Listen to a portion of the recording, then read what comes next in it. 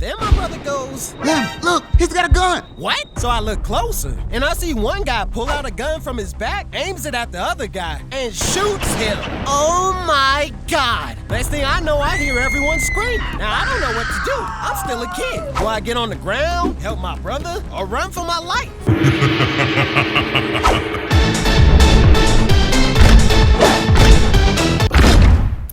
Growing up, my parents couldn't afford much when we were little. See, my brother and I weren't born into a rich family. Matter of fact, we were broke. Dead broke. You ever tried syrup sandwiches? My brother and I would eat it for breakfast, lunch, and dinner. It was so bad, every time we drove by McDonald's, I'd be like, Mom, can we please have McDonald's? But my mom be like, You got McDonald's money? I hated being broke. We were always missing something. We had Kool-Aid, but no sugar, peanut butter, but no jelly, off-brand cereal, but no milk. We were so broke, homeless people felt bad for us. See, my parents worked multiple back-breaking minimum-paying jobs just to get by. It was so bad, sometimes we barely had money for Christmas presents. But through all the hard times, my father always said, Son, we're broke, but not poor. What's the difference, Dad? Broke is a temporary financial situation, but being poor is a state of mind and a way of life. See, my father came from real poverty. He didn't grow up with his father. His mother died when he was little. All he ever had was my mom and my brother and I. That's why he was raising us to understand that no matter how tough life gets, there's always someone who would give the world to be in your position. See, even though we didn't have plenty of money, we had something even greater. We had food on the table, clothes on our back, a roof over our head, and most importantly, love. So much love that we barely noticed we were broke. But growing up in a low-income neighborhood does have its problems. I seen damn near everything bad you could think of.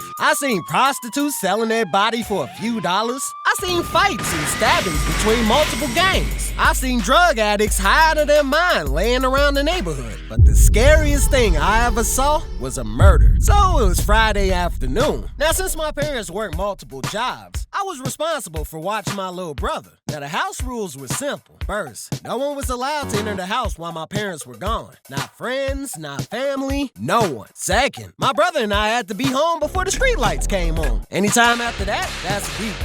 The third, no leaving the neighborhood. Now, the first two rules were simple, but the third, See, the neighborhood next to us had the best park, and that's where all the kids hung out. But at the same time, that's where all the crime happened. So before leaving, I got to my brother like, Yo, Tim, you want to go to the park? Really? But aren't we gonna get in trouble? Nope, we'll be right back before Mom and Dad gets home. Okay, cool. So my brother and I get on our bikes, ride all the way to the opposite neighborhood, and start playing at the park. Now remember, we had to be at home right before the streetlights came on. But something about fun makes you lose track of time. See, without us noticing, it suddenly got dark, and my brother's like, Lem, I think we should be heading home. Come on, Tim, just a little bit longer. Mom and Dad won't even be home for at least another hour. We still got time. So my brother and I continue playing at the park, but something about the dark makes the bad people come out. So we're playing, and from the corner of my eye, I see two guys arguing. What's going on over there? So I look closer, and I see one guy push the other guy on his chest. Check it out. They're about to fight. Now, fighting wasn't a big deal in my neighborhood.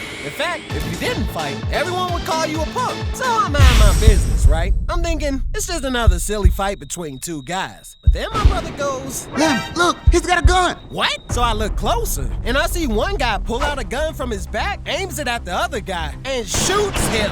Oh my God. Next thing I know, I hear everyone screaming. Now, I don't know what to do. I'm still a kid. Do I get on the ground, help my brother, or run for my life? I'm in fight or flight mode, and I don't know what to do. So I look at my brother, and the boy is shook. Tim, you okay? Tim! My brother's not answering. He's in shock. Now my heart starts beating fast. So I look at the man on the ground and start seeing blood come from his body. Now I'm shook. I never seen anything like this in my life. Oh my God, he's gonna die. Tim, come on, let's go. So we get on our bikes and start speeding for our lives. But the problem is, my brother's too little. He can't keep up with me. Come on, Tim, faster, faster. I'm trying. So we finally make it back to the house, get inside. We're scared for our lives. So I go, Okay, Tim, don't tell Mom and Dad about what happened, okay? Okay. See, my mom and dad would kill me. Not only did I stay up past curfew, but I took my little brother all the way to the opposite neighborhood and put his life in danger. So fast forward and my mom and dad finally get home. Now remember, we have to keep it cool. Boys? Yes, Mom. So my brother and I get to the living room, and my mom's like, Did you guys hear anything about what happened at the park? see, while driving home from work, my mother noticed a lot of police cars at the park. Now I'm looking at my brother like, come on, Tim, hold it together. Don't you tell on us. But my brother's young and horrible at lying. I knew he was gonna fold. So, before he opens his mouth, I go, no, Mom, we didn't hear a thing. We've been home the whole time. Thank God. I wouldn't know what to do with myself if anything happened to you two. So my mother turns on the local television. We all sit down, and come to find out, the man lost his life on the way to the hospital. So my dad goes, Son, this is why I don't want you boys in the streets. yes, Dad. See, my dad was doing everything in his power to put us in a better situation. And just a few months later, we moved out of the west side of the city and thank God for a better life. But to this day, I'm still haunted by the look in the man's eye. It was like he was wishing he could trade places with me before taking his last breath. And from that day forward, I learned a very important lesson in life. Always appreciate every breath you take. Thank those who help you and be the one who inspires others. But remember, make it a habit to enjoy life.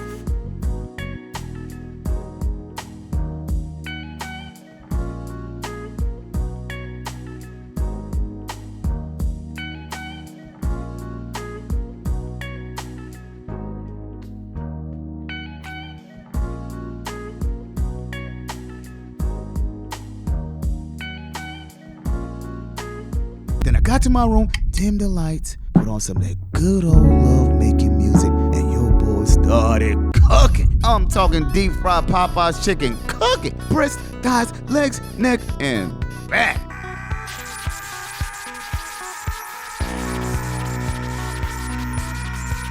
Meanwhile, my son's sleeping, right?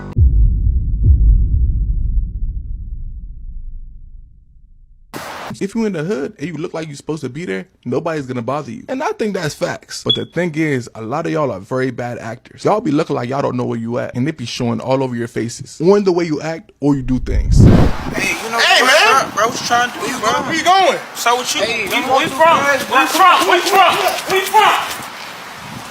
Now let me tell you the right way to go about it. Walk with a purpose, with a straight face. And when I say straight face, I mean straight face. Don't be mean-mugging nobody unless you want to get jumped. Don't look at anybody any type of way. And yeah, people may still look at you, but don't act scary and you should be good. Like I said, you gotta act like you're supposed to be there. Now you may still do all this and they still press you, but that's just a risk you're gonna have to take.